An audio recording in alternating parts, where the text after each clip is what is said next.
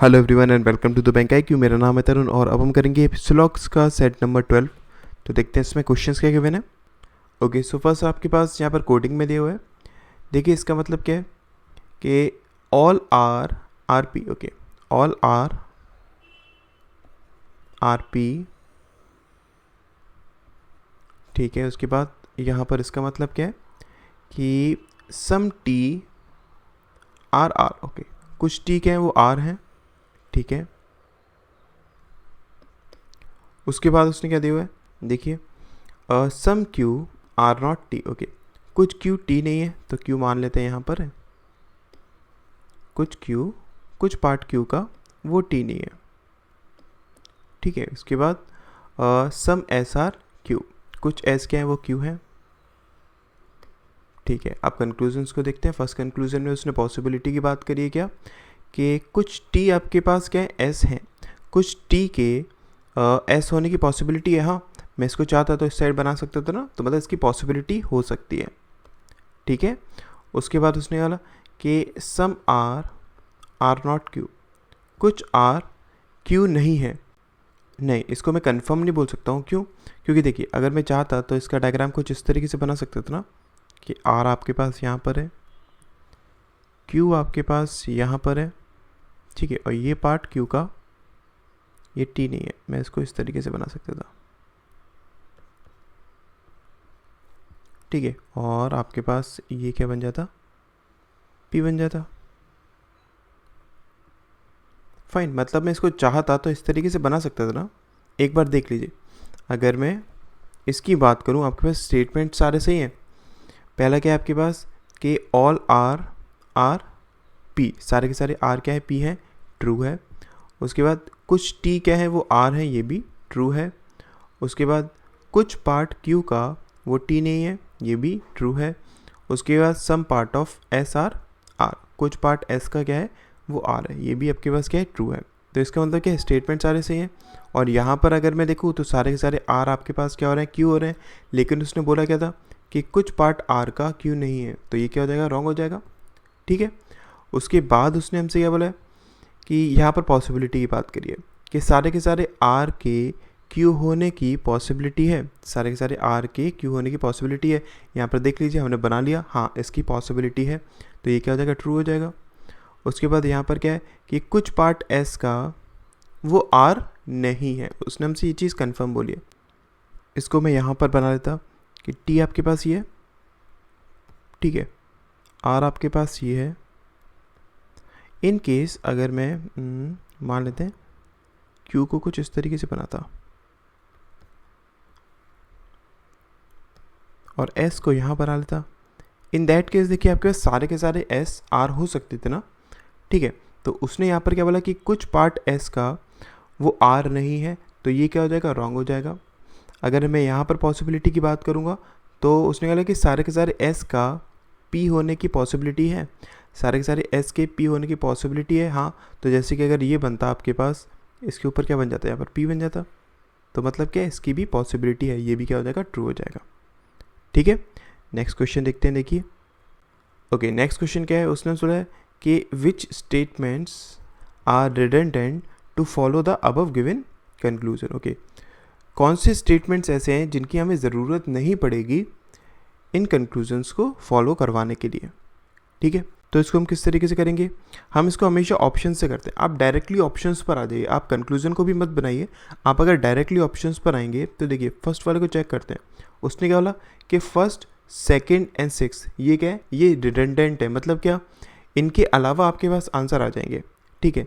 तो third, fourth और fifth से आपके पास आंसर आना चाहिए। अगर मैं थर्ड, फोर्थ, फिफ्थ का यूज़ करता हूँ तो देखिए no Jupiter is Maestro and all Activa is Maestro, Activa इसके अंदर आ जाएगी, ठीक है। And all Jupiter are grand. Okay, all Jupiters are grand. तो यहाँ से अगर मैं देखूँ आपके पास नो एक्टिवा इज़ जुपिटर, ये कंफर्म है क्या कि कोई भी एक्टिवा जुपिटर नहीं है, ये चीज़ कंफर्म है। उसके बाद सम मेस्ट्रो आर एक्सिस, अब यहाँ पर एक्सिस की अगर मैं देखूँ तो बात ही नहीं है ना कहीं, ठीक है। इसका मतलब क्या है कि आपका इससे तो आंसर नहीं आ सकता है, ठीक है। सेकंड ऑप्शन क्या है, उसने बोला है कि फर्स्ट, थर्ड और फिफ्थ इनकी ज़रूरत नहीं पड़ेगी, उसने हमें यहाँ पर ऑप्शन में दिया है। तो इसका मतलब क्या है कि सेकंड, फोर्थ और सिक्स्थ, इससे आंसर आना चाहिए। अगर मैं इसका यूज़ करता हूँ, देखिए सेकंड क्या है, no Pleasure is Activa, okay. And then fourth मतलब क्या, all Activa are is Maestro, okay, all Activa is Maestro. And then sixth का मतलब क्या है कि some Pleasure are grand, okay, कुछ प्लेजर क्या है वो ग्रैंड है। तो यहाँ से भी अगर मैं बात करूँ, देखिए एक्सिस का यहाँ पर भी कहीं पे यूज़ नहीं है, इसका मतलब क्या है कि इससे भी हम आंसर को फाइंड आउट नहीं कर सकते हैं, ठीक है। थर्ड को अगर देखता हूँ तो उसने बोला कि सेकंड, फिफ्थ और सिक्स्थ, 2, 5 और 6 ये आपके पास क्या है, रिडंडेंट है। इसका मतलब फर्स्ट, थर्ड और फोर्थ से आंसर आना चाहिए। अगर फर्स्ट का यूज़ करता हूँ तो some Activa is Axis, okay, कुछ एक्टिवा क्या है वो एक्सिस है। And then third, no Jupiter is Maestro, इसको अभी हम यहाँ पर यूज़ नहीं कर सकते हैं। फोर्थ क्या है, all Activa is Maestro, all Activa is Maestro, okay. And then अगर मैं थर्ड का यूज़ करूँ तो no Jupiter is Maestro, no Jupiter is Maestro. तो यहाँ से अगर मैं देखूँ, देखिए नो एक्टिवा इज़ जुपिटर, कोई भी एक्टिवा जुपिटर नहीं है, ये चीज़ ट्रू हो रही है। सम मेस्ट्रो इज़ एक्सिस, कुछ मेस्ट्रो एक्सिस हैं, ये भी ट्रू हो रहा है। All axis being Activa is a possibility, सारे के सारे एक्सिस का एक्टिवा होना पॉसिबिलिटी है, हाँ, ये भी क्या हो रहा है, ट्रू हो रहा है। मतलब क्या है, इसका राइट आंसर क्या आ जाएगा, थर्ड वन। ये सारे ऑप्शंस क्या है, रिडंडेंट हैं, तो इनके बाकी के जितने भी ऑप्शंस होंगे उनसे आंसर हमारे पास आ जाएगा, ठीक है। आई होप आप क्लियर हुआ होगा ना। नेक्स्ट क्वेश्चन देखते हैं, देखिए। ओके, नेक्स्ट क्वेश्चन गिवन क्या है, उससे हमसे बोला है कि सम GRM, कुछ जी क्या है वो आपके पास M है, ठीक है। उसके बाद यहाँ से अगर हम देखेंगे तो no J is G, okay, कोई भी पार्ट J का G नहीं है, ठीक है। उसके बाद इसको हम क्या बोलेंगे कि सारे के सारे N वो J हैं, ओके, सारे के सारे N क्या हैं वो J हैं, ओके। उसके बाद इसका मतलब क्या है, कुछ पार्ट L का वो N है, कुछ पार्ट L का N है, ओके। अब यहाँ से अगर मैं देखूँ कंक्लूजन्स को, फर्स्ट कंक्लूजन क्या है आपके पास कि कुछ पार्ट L का वो G नहीं है, उसने बोला कुछ पार्ट L का ऐसा है जो कि G नहीं है। तो ये चीज़ कंफर्म है, क्योंकि ये वाला पार्ट अगर मैं बात करूँ L का, ये कभी भी G नहीं हो सकता ना, इसका मतलब क्या है, ये ट्रू है। उसके बाद इसने पॉसिबिलिटी की बात करी है कि कुछ M आपके L हो सकते हैं, कुछ M L हो सकते हैं, हाँ ये पॉसिबल है।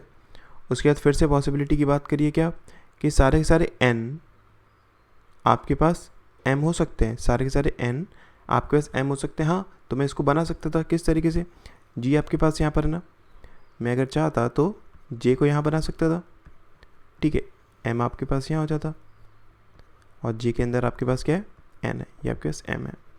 तो ये चीज़ बना सकता हूँ ना, मतलब क्या कि इसकी पॉसिबिलिटी है कि सारे के सारे N आपके किसके अंदर आ जाए, वो M के अंदर आ जाए, तो ये ट्रू हो जाएगा।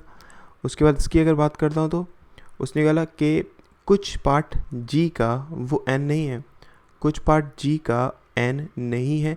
तो ऑब्वियसली देखिए सारे के सारे आपके पास G कभी भी N नहीं हो सकते ना, तो कुछ पार्ट G का वो भी तो N नहीं होगा, तो ये क्या है, ये भी ट्रू है। उसके बाद इसने पॉसिबिलिटी की बात करी है क्या, कि कुछ पार्ट J का M हो सकता है, कुछ पार्ट J का M हो सकता है, हाँ, जैसे कि यहाँ बन गया, इसका मतलब क्या है, इसकी भी पॉसिबिलिटी है, ये भी ट्रू है आपके पास, ठीक है। नेक्स्ट क्वेश्चन देखते हैं, देखिए। ओके, इस क्वेश्चन में गिवन क्या है, देखिए उसने ये बोला हमसे कि कोई भी x z नहीं है, कोई भी x वो z नहीं है, ओके। उसके बाद उसने बोला कि कुछ पार्ट v का x नहीं है, सॉरी, कुछ पार्ट v का x है, एक्चुअली कुछ पार्ट v का x है, ओके। उसके बाद उसने बोला कि सारे के सारे y v हैं, सारे के सारे y क्या हैं, वो v हैं, ओके। उसके बाद इसका मतलब क्या है कि कुछ पार्ट u का वो y नहीं है, ओके, कुछ पार्ट u का मान लेते हैं यहाँ पर है, वो y नहीं है, ठीक है। अब कंक्लूजन्स क्या है, पहला कंक्लूजन में पॉसिबिलिटी की बात करी उसने क्या, कि सारे के सारे z आपके u हो सकते हैं, सारे के सारे z आपके u हो सकते हैं, इसको मैं इधर आराम से बना सकता हूँ, ठीक है। तो ये क्या है, ट्रू है। उसके बाद उसने क्या बोला हमसे कि आपके पास कुछ पार्ट z का वो v नहीं है, z का कुछ पार्ट v नहीं है, नहीं इसको मैं कंफर्म नहीं बोल सकता हूँ। क्यों? क्योंकि मैं चाहता तो z को यहाँ पर बना सकता था ना, तो सारे के सारे z आपके पास क्या v हो सकते हैं। इसका मतलब क्या है, ये आपके पास रॉन्ग इन्फॉर्मेशन है, ये हर जगह फॉलो नहीं होगा। उसके बाद उसने पॉसिबिलिटी की बात करी क्या, कि कुछ पार्ट x का, ठीक है, वो u ना होने की पॉसिबिलिटी है, कुछ पार्ट x के u ना होने की पॉसिबिलिटी है। हाँ ये चीज़ पॉसिबल है। अगर मैं देखूँ ना यहाँ पर, तो देखिए x का कुछ पार्ट u नहीं हो सकता है, ठीक है, तो ये क्या है, पॉसिबल है। उसके बाद अगर हम देखें तो उसने कहा कि कुछ पार्ट z का वो y नहीं है, कुछ पार्ट z का y नहीं है, तो इसको भी मैं कंफर्म नहीं बोल सकता क्योंकि मैं चाहता अगर तो इसको इसके अंदर भी बना सकता था, तो ये भी क्या हो जाएगा, रॉन्ग हो जाएगा। उसके बाद उसने बोला कि कुछ पार्ट u का वो z है, कुछ पार्ट u का z है, इसको मैं कंफर्म नहीं बोल सकता, इसलिए क्या हो जाएगा, रॉन्ग हो जाएगा। ठीक है, आई होप आपको क्लियर हुआ होगा। नेक्स्ट क्वेश्चन देखते हैं। देखिए नेक्स्ट क्वेश्चन क्या है, अब अगर मैं इसको बनाता हूँ तो हमारे पास ये क्या दिया हुआ है कि कुछ पार्ट k का g है, कुछ पार्ट k के क्या है, वो g है, और सारे के सारे h क्या हैं, वो k हैं, सारे के सारे h क्या हैं, वो k हैं। ओके, उसके बाद कोई भी पार्ट j का h नहीं है, कोई भी पार्ट j का h नहीं है। ओके, एंड देन कुछ पार्ट i का j नहीं है, कुछ पार्ट i का j नहीं है, i का कुछ पार्ट है जो कि j नहीं है। ठीक है, कंक्लूजन्स देखते हैं। उसने बोला कि कुछ पार्ट i का h नहीं है, कुछ पार्ट i का h नहीं है, इसको मैं कंफर्म तो बोल नहीं सकता हूँ, तो इसलिए क्या हो जाएगा, रॉन्ग हो जाएगा। उसके बाद इसने पॉसिबिलिटी की बात करी है क्या, कि सारे के सारे g आपके j हो सकते हैं, सारे के सारे g आपके j हो सकते हैं। हाँ ऑब्वियसली मैं इसको बना सकता था, मतलब अगर मैं चाहता तो j को मैं इस तरीके से बना सकता था ना। ठीक है, मतलब क्या है, ये चीज़ ट्रू है। उसके बाद पॉसिबिलिटी की फिर से उसने बात करी है कि कुछ पार्ट g का i हो सकता है, कुछ पार्ट g का i हो सकता है। ऑब्वियसली अगर मैं इस i को चाहता इधर बना सकता था ना ऐसे, तो मतलब क्या है, इसकी भी पॉसिबिलिटी है। उसके बाद उसने बोला कि कुछ पार्ट j का वो k नहीं है, कुछ पार्ट j का k नहीं है, नहीं, तो ये चीज़ क्या हो जाएगी, गलत हो जाएगी। क्यों? क्योंकि अगर मैं चाहता तो इसको यहाँ बना देता हूँ, बहुत ज़्यादा नहीं तो हौच पौच हो जाएगी, h यहाँ, j यहाँ, ठीक है, और k यहाँ। तो अगर इस केस में मैं देखता तो उसने क्या बोला कि कुछ पार्ट j का k नहीं है, ये चीज़ देख ली, यहाँ पर तो गलत हो रही है ना, इसका मतलब रॉन्ग हो जाएगा। उसके बाद इसने पॉसिबिलिटी की बात करी है, कुछ पार्ट k का वो i नहीं है, इसकी क्या पॉसिबिलिटी है, उसने हमसे ये चीज़ बोली है, तो हाँ इसकी पॉसिबिलिटी हो सकती है, इसका मतलब क्या है, ये चीज़ ट्रू है। ठीक है, नेक्स्ट क्वेश्चन देखते हैं। देखिए नेक्स्ट क्वेश्चन क्या है, उसने बोला है कि 100% बॉलर्स आर बैट्समैन। 100% बॉलर्स का मतलब क्या हुआ, कि ऑल बॉलर्स आर बैट्समैन, तो ऑल बॉलर्स आर बैट्समैन। ठीक है, उसके बाद 50% बैट्समैन आर फील्डर। ओके, ये है बैट्समैन। 50% बैट्समैन मतलब क्या, यहाँ पर 50% है तो 50%, 25%, 75% ये सब क्या होता है, सम की बात करता है। ठीक है, तो कुछ आपके पास बैट्समैन क्या है, वो फील्डर है। ओके, उसके बाद 0% फील्डर आर विकेट कीपर, मतलब क्या हुआ कि कोई भी फील्डर आपके पास विकेट कीपर नहीं है। ठीक है, उसके बाद 50% wicket keepers are bowler. Okay, 50% wicket keeper क्या है, बॉलर है, तो इसको मेरे को यहाँ पर बनाना चाहिए था, इसको मैं यहाँ पर बनाता हूँ। देखिए मतलब क्या, कुछ पार्ट विकेट कीपर का वो बॉलर है। ठीक है, तो यहाँ से अगर मैं देखूँ, ये आपके पास क्या था, ये आपके पास बना था। ओके, तो कंक्लूजन क्या है, उसने बोला है कि कुछ पार्ट विकेट कीपर का वो बैट्समैन नहीं है, विकेट कीपर का कुछ पार्ट बैट्समैन नहीं है, तो ये तो एकदम रॉन्ग है। ठीक है, उसके बाद 100% bowlers being fielder is a possibility. सारे के सारे बॉलर का फील्डर होना पॉसिबिलिटी है, सारे के सारे बॉलर का फील्डर होना नहीं है, क्योंकि अगर मैं बात करूँ ये वाले बॉलर्स, ये कभी भी आपके पास फील्डर्स नहीं हो सकते ना, इसका मतलब क्या है, इसकी कोई भी पॉसिबिलिटी नहीं है। ठीक है, नेक्स्ट क्वेश्चन देखते हैं। देखिए ओके, नेक्स्ट क्वेश्चन क्या है, उसने हमसे बोला है कि all principals are not students. Okay, कोई भी प्रिंसिपल स्टूडेंट नहीं है, ठीक है। उसके बाद सम स्टूडेंट्स आर टीचर, कुछ स्टूडेंट्स क्या है वो टीचर्स हैं, ओके। एंड कुछ टीचर्स क्या हैं वो पेरेंट्स नहीं है, ठीक है। कुछ टीचर्स पेरेंट्स नहीं हैं, ओके। ये आपके पास क्या प्रिंसिपल है, फाइन। कुछ टीचर्स आपके पास पेरेंट्स नहीं है,